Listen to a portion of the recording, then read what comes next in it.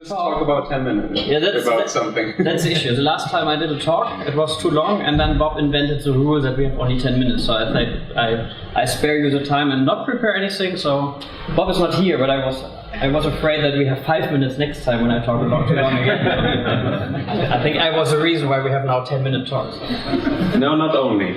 Okay. Not only. So. The game I'm working on is called The Long Journey Home. It's a space exploration RPG in which you choose 4 out of 10 crew members, and then you do the first light jump of mankind. It goes wrong, you end at the other side of the galaxy, which is procedurally generated, and then you try to figure out how to come home. And on the way you meet really strange aliens and try to communicate with them.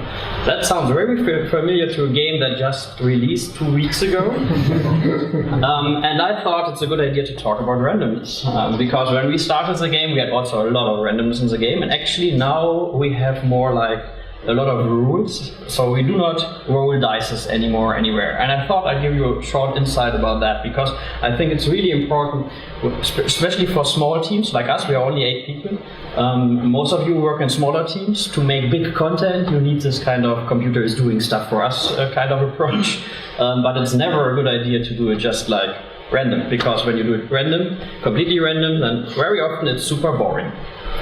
Okay, so the first thing I would like to show you is how we generate the galaxy, because it shows a little bit the approach of some things. The beamer is not very, and the sun is not really helping, so I hope you get at least an idea. As said, I'm not very well prepared, so I just have the game here. Let's see. Oh, no mouse, that's a bad idea. Let's see, can I somehow simulate? No, I can't. Give me a second, I have a mouse. No, I have the controller, that's even better. Okay, so in our game, we have 2 fixed points, which made the game quite easy to start with. First is the end of the galaxy, this is a little green dot. And we have the solar system, which should be up there, that's the red dot. So that's the only dots we had. And so for us it was interesting that the player is making decisions where to go, and that we have a real character in each sector. So what we did to generate that, first of all we did this square, and then we made lines through the square. So you see that those colors. Here's one line, here's a white line. Okay, here's another one. At the beginning they are just like green lines, and then we scramble them a little bit so that it looks like that. And then we make an algorithm to figure out who's neighbor of who. I forgot the name, it's who's it? Yeah, thanks. Exactly. So we figure out who's neighbor of whom, and as said, we wanted to you start here, you want to go there, and we want to play giving a lot of options where to go. So next, what we do is we try to figure out the net. So how we connect them, and this is like brute force. We start here. And there are some rules like there should be always 2 exits. This is a sector, so this will be a nebula later, and they are connected with gates. And to figure out where the connections are and what's connected, and that's the first thing. At the beginning we did this randomly, and that was super bad, because very often we had something like endpoints, and then you had to go back. This is something we didn't want.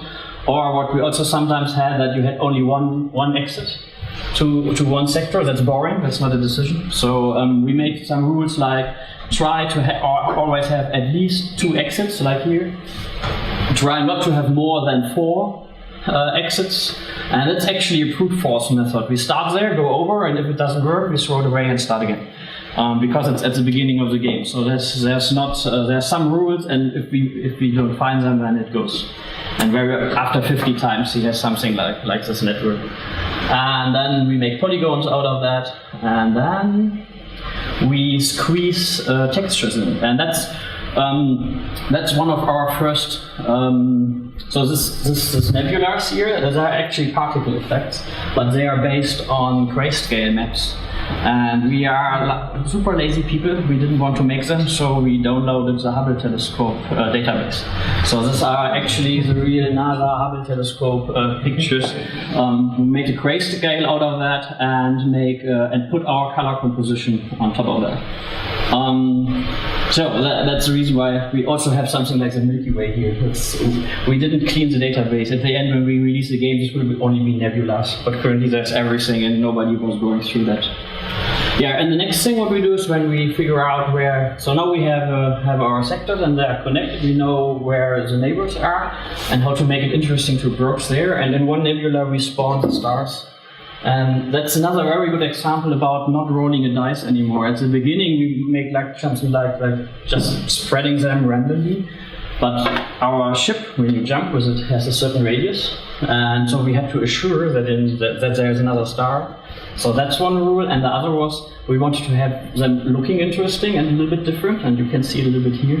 So instead of doing randomness, we use this grayscale map to determine where the stars are. So we have two rules. One is it has to be on the right grayscale threshold. So you see it here. You have a ring in between where it's nothing.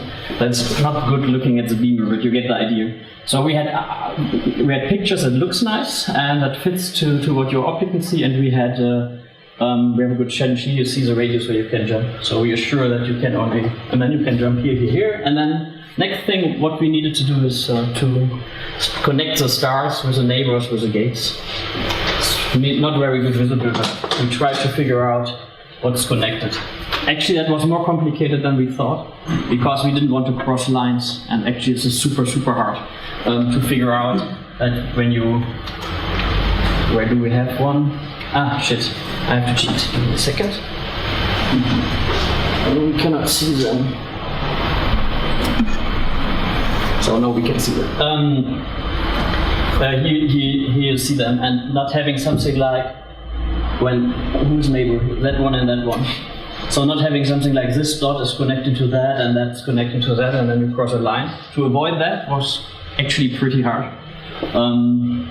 Yeah, so that's one thing where we started with a lot of randomness. Our first version, our prototype had just not sectors, they were not connected. It was just like one universe with just stars spreading out randomly, and that felt really boring. And now we have highlights. After that, we give each sector has its own kind of, you see it here, kind of personality. High radiation, fuel, molten planet, linear ice planet.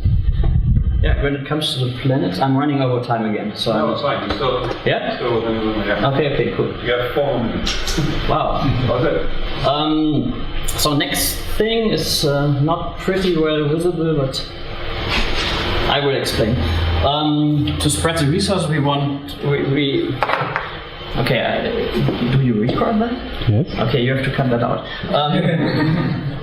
When you take a look, has someone played No Man's Sky? Yeah. Okay, No Man's Sky has exactly the same inventory and resource management we had 1 year ago. The reason is, we stole it. They stole it. It's from out there. It's an iPad game from a really smart French guy who did a space exploration game with the same heritage as ours. Starflight, Star Control, that's where he came from. I talked with him last year on the Megaboost, by the way. And they had the same system, and I hated the system in our game because when you have one device and that's broken and you need one specific resources to fix it and you do not find these resources, it is super annoying. You run around and try to find this one resource. What it makes when you make the game, you try to put the resource everywhere, because if you don't find the resource, then it's a blocker and it's not fun anymore. So the conclusion of that is each planet, in their case, in our case star system, was feeling exactly the same, and we hated that so much that we changed that all resources you can find, you first transfer in credits, and you have to deal with aliens how to figure out how to make the most money out of that, and then you put it in your device and try to fix them. And that gave us a possibility to make each planet, it has rules, like you will figure out in our game when you play often enough that on ice planets minerals are more likely, or on molten planets metals are more likely. That's nothing we tell you, but that's something, and that's the next thing we do when we roll a dice, and we do this with which resources are picked. We do this with weights, so we do not just roll the dice. You can say for this value, this is a weight. So we have, it's like building card decks. So in most cases, when we have to roll a dice, it's like we're building a card deck and then we pick a card. And sometimes we do more cards of one type in it, so it's more likely you find it, but it's still random. Okay, that's the second thing where we had at the beginning random and then later not. Another thing is this. We wanted to have beautiful planets. That was really important for us, and we wanted to have different looking star systems and all that. And our game is about not technology, it's about the people, and it should be warm, and it should be like Fifth Element, Guardians of the Galaxy, a little bit dirty, this kind of. So color composition was super important for us. We didn't want to tell the computer how to combine colors, we just made this funny looking, we call it color composition texture, and that's another thing where we don't have random anymore. What we do randomly is molten, this is a color scheme for all molten planets, and the molten planet is picking randomly one of the lines, and then each dot, it's really like this one pixel, so it's really tiny texture, and we have a lot of it. So we mix them sometimes. And so for example, I know that this is lava, and this is for, I think this is for the sunlight, etc. So it's for the surface and it's for the planets. Yeah. And the last thing, I think we were really smart with this one. When we generate quests on top of that, so we do two steps. First, we generate the galaxy, picking aliens. You enter the seed at the beginning of the game, and that generates everything. And not everything is in each game. So not all aliens are in, not all quests are in, etc. So it's really picked depending on the seed you enter, and the seed is just a string. So you can name it penis, and then it's generating the galaxy based on penis, and everybody who enters penis has the same galaxy. It's really annoying to do that and find a bug and have to tell someone that the bug is in the galaxy penis, but never happened. Okay, so we first generate it, and then we want to have story in it and a lot of decisions and the crew that can do stuff, and we do it based on this, we call it carpet. So when we made the galaxy and we made the gates and we picked which aliens are in, the quests are starting and they are just operating on the existing system. So here is, we have implemented, we put a lot of effort in it actually. We did a query thing, so you can add a query and then you can say, I want to, for example, aliens, I want to filter all planets or all entities in the game by, first of all, it should be a trader, then it should be a starport, then it should not have a quest, please sort it by distance to player, and then pop the first one you find. And that's the starport we are now using, and then we're taking it over and putting in a new personality. So we have a lot of these. So that's the cool thing is, we're driving you always forward. So this is, for example, for a quest where a little guy wants to have another guy out of his business, and he's asking you to go to a planet and gather this little itchy bugs and bring them to the starport and release them there, so everybody is stretching and the starport is going out of business. So the starport is picked on the fly actually.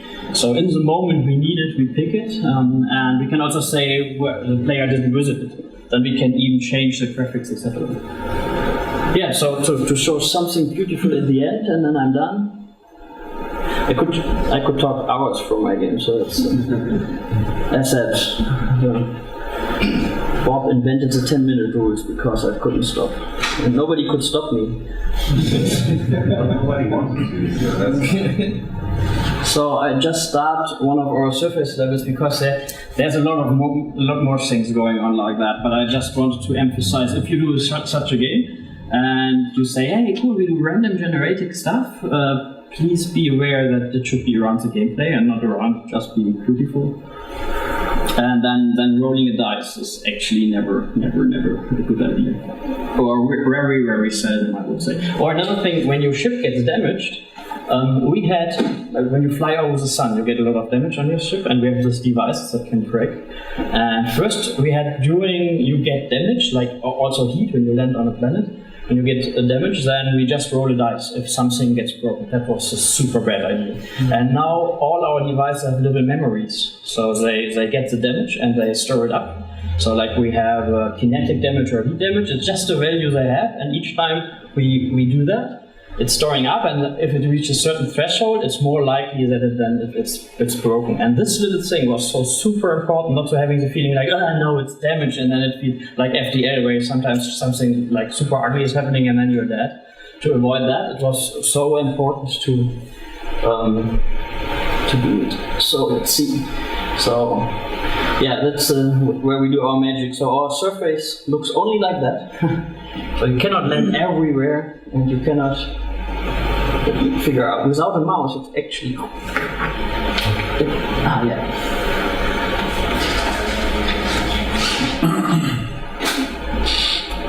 So I can. It's a little bit hard because I cannot see it on my screen. I have to see it there. So when you do such a game and you have a lot of randomness, you have to be able to test it very fast. So for us it was important that we can test it like on the fly and not flying somewhere. You implemented a huge flower and then you have to check all planets. It would be really annoying. So we actually everything we did. If you are familiar with Unreal, we use a lot of construction scripts here, so we can do it in the editor. I just can click this little button and then it's generating a new surface. And it's even storing it, so I can directly, let's see if I don't crash. You can directly start and it looks like that.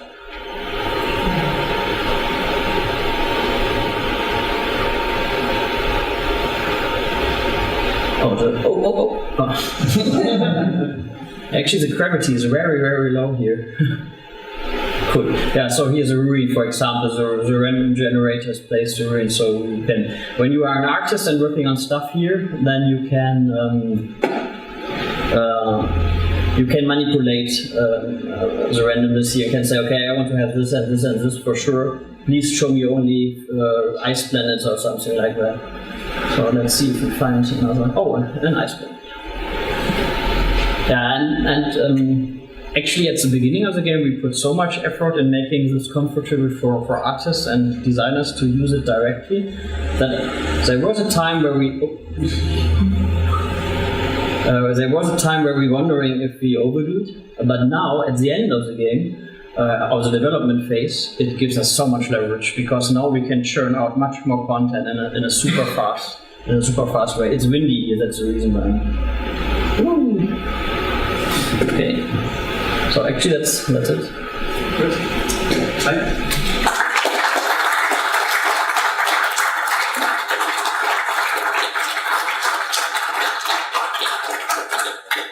The Indie Arena booth that happened last month. Yeah, hi everyone again. Apart from being a live game manager at Blue Byte, I also help organizing the Indie Arena booth, which hopefully most of you saw last week, who visited us. Yay! Perfect. That's nice to see.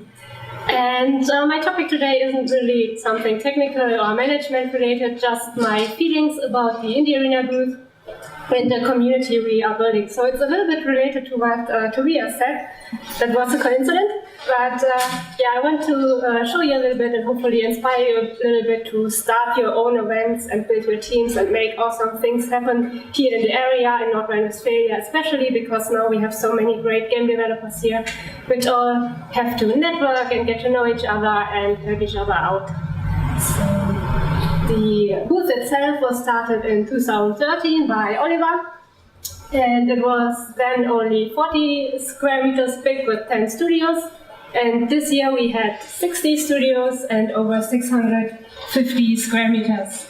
So as you can see, over the course of 4 years, it grew quite a lot. So community doesn't happen overnight, but in the course of a few years, but it's might be 2014. Yeah, there's something happened. I will tell you what happened.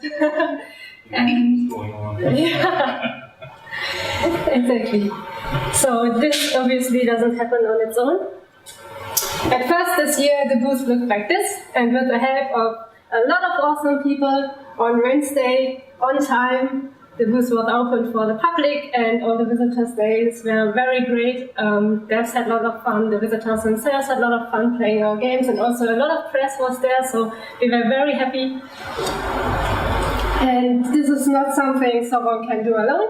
We have a team of 5 core people scattered all around Germany, and everyone has their own expertise and field they are working in. Also, everyone is working on this in their free time next to their regular jobs, so they're all very passionate and ambitious people.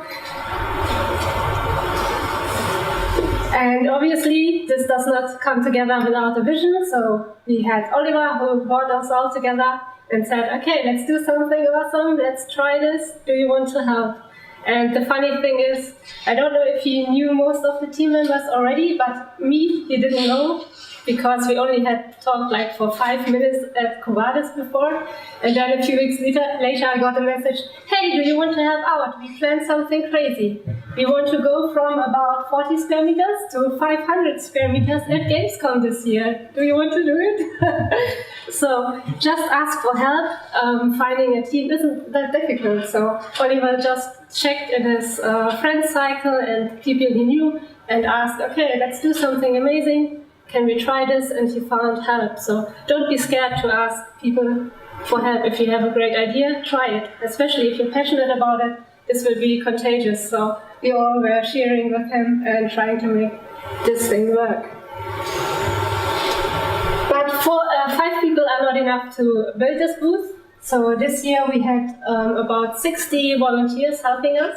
So they run the show behind the scenes, and you don't always notice, but a lot of things go wrong, and they are literally always saving our asses. So this was pretty amazing. And at first I thought, okay, finding people to help will be very difficult.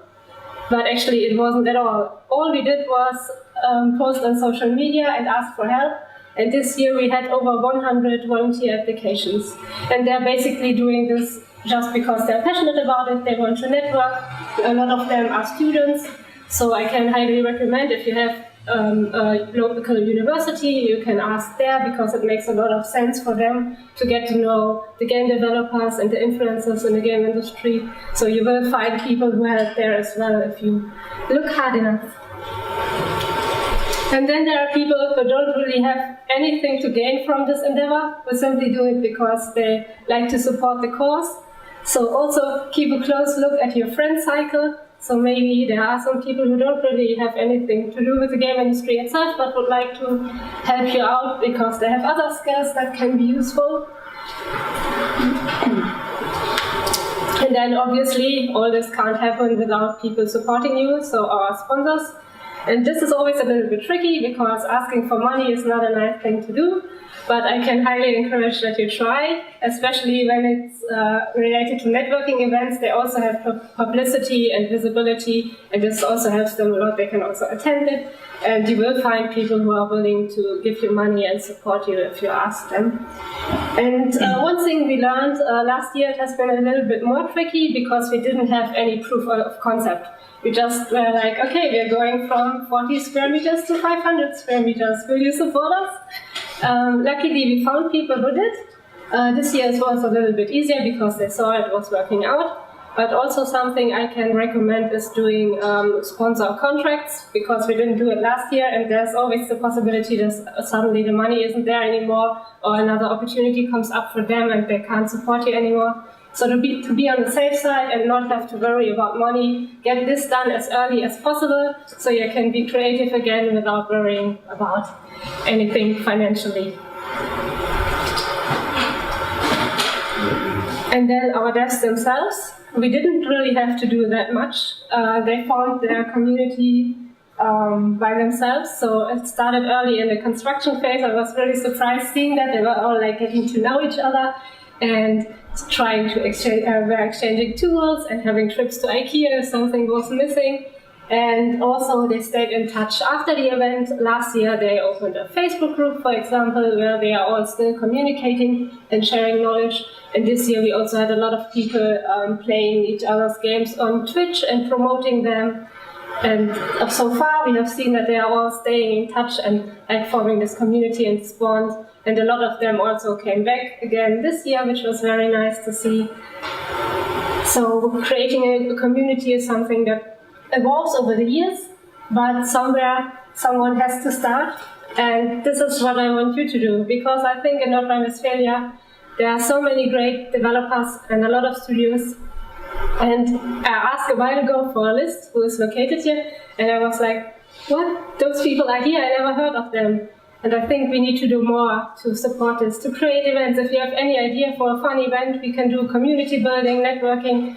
Just ask your friends for help, ask students for help, and create something to enable us to network more and make also like North Rhine-Westphalia a little bit stronger when it comes to the public and the game industry and the way it is perceived. So please do something awesome. If you need any help, contact us. I think also Aruba has a lot of knowledge. They are doing a lot of great events internationally already. So please try and create something awesome. Thank you.